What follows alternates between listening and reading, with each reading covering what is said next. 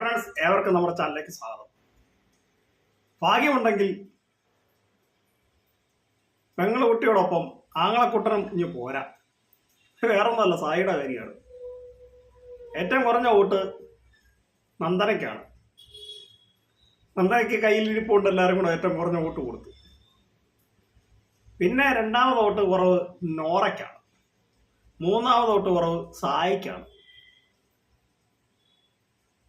സിജോ അവിടെ ഫ്രണ്ട്സ് എല്ലാം കൂടെ, സിജോയെ ആരാധിക്കുന്നവരെല്ലാം കൂടെ, ഫാൻസ് എല്ലാം കൂടെ നമ്മുടെ സായിക്ക് വോട്ട് കൊടുത്തു. അതാണ് സായിക്ക് കുറച്ചും കൂടെ വോട്ട് കിട്ടാനുള്ള കാരണം. പക്ഷെ പെങ്ങളുകുട്ടി പോകുമല്ലോ, ഏട്ടന്മാരിഞ്ഞ് എന്നാ ചെയ്യും? ഭാഗ്യമുണ്ടെങ്കിൽ പെങ്ങളുകുട്ടിയോടൊപ്പം പൊന്നാങ്ങളെ സായിക്കും കൂടെ പുറത്ത് പോരാ. 3 പേരെ ബിഗ് ബോസ് കളയാനാണെങ്കിൽ നോറയും നമ്മുടെ നന്ദനയും സായിനെയും കൂടെ പറഞ്ഞു വിടും. 2 പേരാണെങ്കിൽ നോറയോ നന്ദനയോ പോകും, ഒരാളാണെങ്കിൽ നന്ദന പോകും. പൊന്നാങ്ങളമാരെല്ലാം കരഞ്ഞ് ഇതാവുമല്ലോ. ഇനിയിപ്പോൾ എങ്ങനെ വീടൊക്കെ കൊടുക്കും?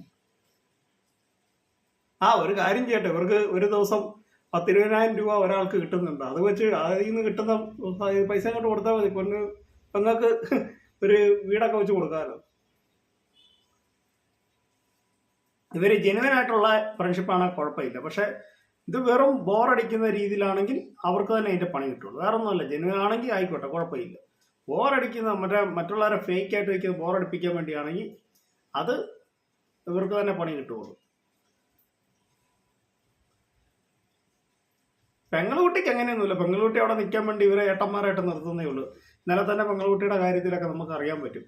പെങ്ങളുകുട്ടി കരയുമ്പോൾ ഏട്ടന്മാർ ചെല്ലുന്നു. പെങ്ങളുകുട്ടിക്ക് അങ്ങനെയൊന്നുമില്ല. പെങ്ങളുകുട്ടി നോറയോട് പറയുന്നുണ്ട്, നീ ഞാൻ പോകുന്നതിന് മുന്നേ നമുക്ക് പുറത്തെങ്ങനെയാണെന്നൊന്നും അറിയത്തില്ല, കുറച്ച് ഇവരോടൊക്കെ കുറച്ച് അകൽച്ച ഞാൻ ചെയ്യാൻ പോവാ എന്നേ പറയുന്നുള്ളൂ. അപ്പോൾ തന്നെ നമുക്കറിയാം പെങ്ങളുകുട്ടിക്ക് ഏട്ടന്മാരോട് സ്നേഹം കൂടുതലാണോ അല്ലയോ.